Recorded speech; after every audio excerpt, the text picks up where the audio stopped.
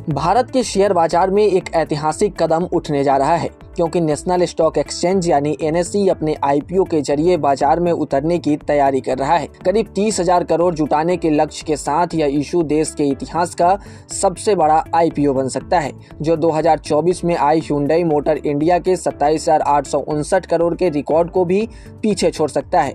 अब सवाल यह है कि इतने बड़े आईपीओ में निवेशक निवेश कैसे कर पाएंगे, इसकी ओपनिंग डेट क्या होगी, इशू प्राइस कितना रह सकता है और ग्रे मार्केट प्रीमियम यानी कि जीएमपी क्या संकेत दे रहा है।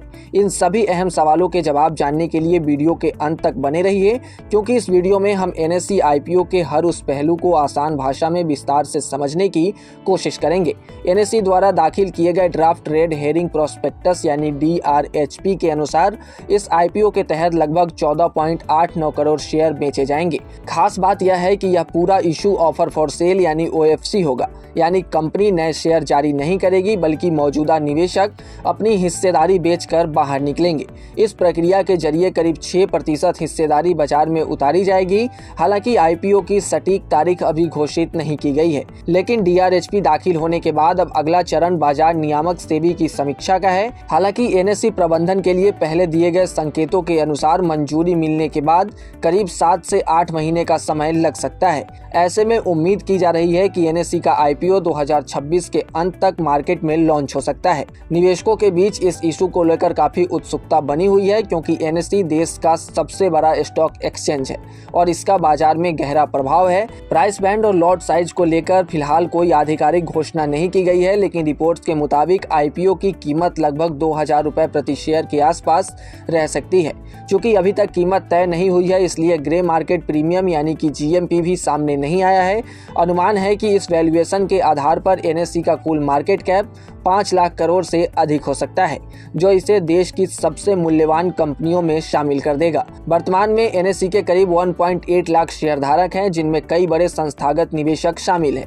इस आईपीओ में कई प्रमुख निवेशक अपनी हिस्सेदारी बेचने जा रहे हैं। रिपोर्ट्स के अनुसार स्टेट बैंक ऑफ इंडिया यानी कि एसबीआई करीब 4,950 करोड़ के शेयर बेच सकता है, जो उसने बेहद कम लागत पर हासिल किए थे।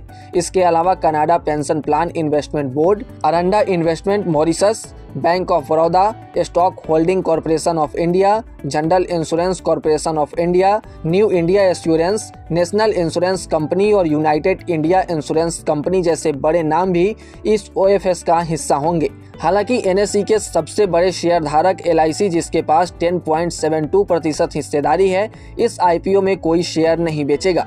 यह निर्णय बाजार में एक सकारात्मक संकेत के रूप में देखा जा रहा है, क्योंकि इससे कंपनी में दीर्घकालिक विश्वास झलकता है। बता दें कि एनएसई का आईपीओ लंबे समय से अटका हुआ था। कंपनी ने पहली बार 2016 में आईपीओ लाने की योजना बनाई थी, लेकिन उस समय सेबी ने कोलोकेशन केस और कॉर्पोरेट गवर्नेंस से जुड़े मुद्दों के चलते मंजूरी रोक दी थी। इस मामले में आरोप था कि कुछ ब्रोकरों को एक्सचेंज के ट्रेडिंग सिस्टम तक प्राथमिकता के आधार पर पहुंच दी गई थी, जिससे उन्हें अनुचित लाभ मिला। इसके बाद एनएसई को कई वर्षों तक कानूनी और नियामकीय चुनौतियों का सामना करना पड़ा। हालांकि 2025 में कंपनी ने इस मामले को सुलझाने के लिए 1,388 करोड़ का सेटलमेंट ऑफर दिया, जिससे आईपीओ के रास्ते की एक बड़ी बाधा हटाने के तौर पर देखा गया।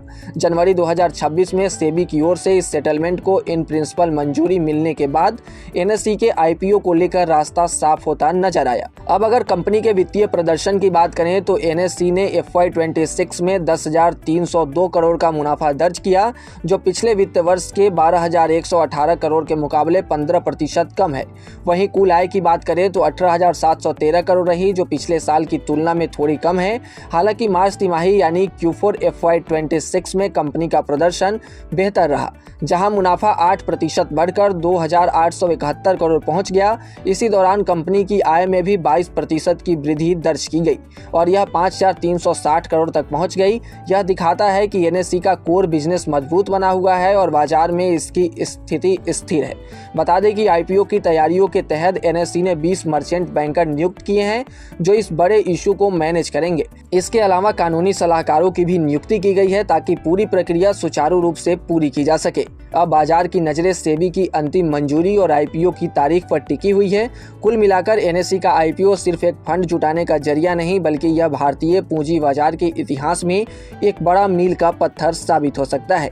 अगर यह इशू सफल रहता है तो यह न केवल निवेशकों के लिए बड़ा अवसर होगा, बल्कि भारतीय बाजार की वैश्विक साख को भी मजबूत करेगा। अब देखना यह होगा कि यह मेगा आईपीओ निवेशकों की उम्मीदों पर कितना खरा उतरता है और बाजार में इससे किस तरह की प्रतिक्रिया मिलती हुई नजर आती है। हालांकि आपको क्या लगता है, एनएसई के आईपीओ को किस तरह से प्रतिक्रिया मिलेगी? कमेंट सेक्शन में जरूर बताएं।